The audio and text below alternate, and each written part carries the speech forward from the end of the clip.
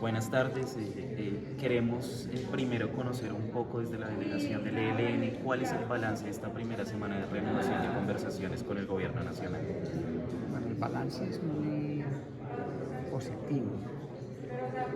Hicimos una serie de acuerdos de cómo funcionar, cómo organizar la presencia de la comunidad internacional, los apoyos, cómo comunicar, hacer equipos conjuntos de comunicación para que la comunidad internacional, el pueblo colombiano tengan una visión precisa de dónde vamos. Y un hecho que para nosotros es muy importante, se habla de que hay que hacer de inmediato alivios humanitarios. Eso para nosotros es muy importante porque es una bandera que las comunidades en todas las regiones de Colombia, sobre todo las que más sufren el conflicto, nos piden a gritos, hombre, que haya alivio humanitario. Entonces ya se hizo aquí un mecanismo conjunto para atender casos en las zonas más sufridas, por decirlo así, y también para atender casos de prisioneros políticos nuestros. Esos elementos de alivio humanitario van a ir en paralelo con el desarrollo de la agenda, o sea que no vamos a esperar de que haya avances en la agenda gruesa a ir haciendo estos acuerdos, dijéramos, de distensión y alivio en el día a día. Ese es en términos generales el trabajo de esta semana. El balance que han hecho, cuáles son los lugares que han identificado que tiene la situación más compleja en carácter humanitario. Sobre todo hay regiones donde las bandas y también sectores de las fuerzas militares siguen, dijéramos, muy coludidos y que están produciendo casos. Los casos más tristes que hay es que prosigue el asesinato de líderes sociales, defensores de derechos humanos, ambientalistas, excombatientes de las FARC, firmantes de ese acuerdo de paz, masacres, desplazamientos. Entonces, yo digo que hay un buen número de zonas, y el hecho de que el gobierno de Petro haya llegado y haya dicho que va a poner una doctrina de respeto a derechos humanos, de no corrupción en las Fuerzas Armadas, entre esa que es la intención de política pública de este gobierno, mientras que eso llega abajo al terreno, eso se demora. Entonces por eso llevamos 100 días del gobierno y siguen habiendo masacres, siguen habiendo asesinatos de líderes, sigue habiendo asesinatos de excombatientes. Entonces esas situaciones a las que no les ha llegado todavía política pública de este gobierno es la que hay que atender con estos ayudos humanitarios. Ustedes han venido conversando y públicamente hablando de las posibilidades del cese. Sabemos que es muy pronto para hablar de los ceses, pero digamos, cuando se habla de cese bilateral, pues hablamos del Estado y de la guerrilla, ¿cierto? De la insurgencia. Pero ante la situación, por ejemplo, de la disputa en Chocó entre el ELN, el Clan del Golfo o las disidencias, o lo que ha venido pasando en Arauca, que tiene unos saldos durísimos humanitarios, que han podido conversar, avanzar. ¿Cuál es la mirada que tiene el ELN sobre estas situaciones de disputa que hay en el territorio? Hay dos cosas muy precisas.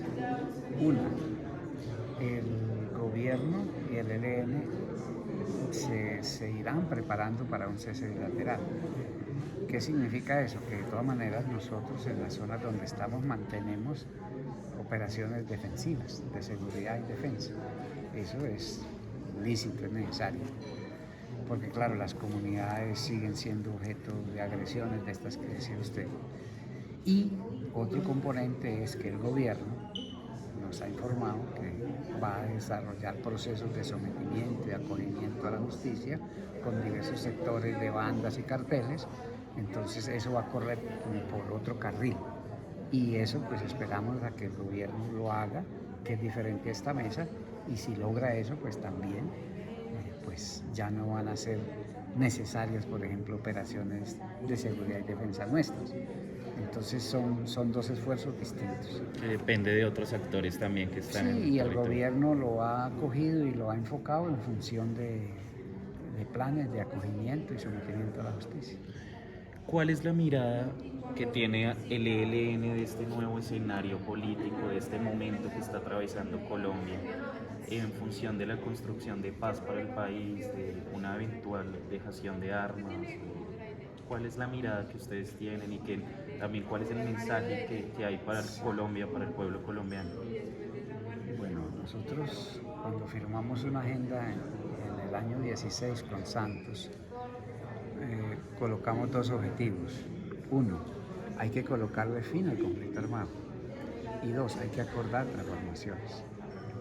Y nosotros seguimos una lógica que se la hemos expuesto a todos los gobiernos. Cuenten con el ELN para arreglar las causas del conflicto. No coloquen al ELN a arreglar solo consecuencias, porque eso es tiempo perdido. Entonces, hagamos un balance de cuáles son las causas que generan el conflicto y actuemos sobre ellas y acordemos sobre ellas. Esa es la dirección del acuerdo que nosotros buscamos.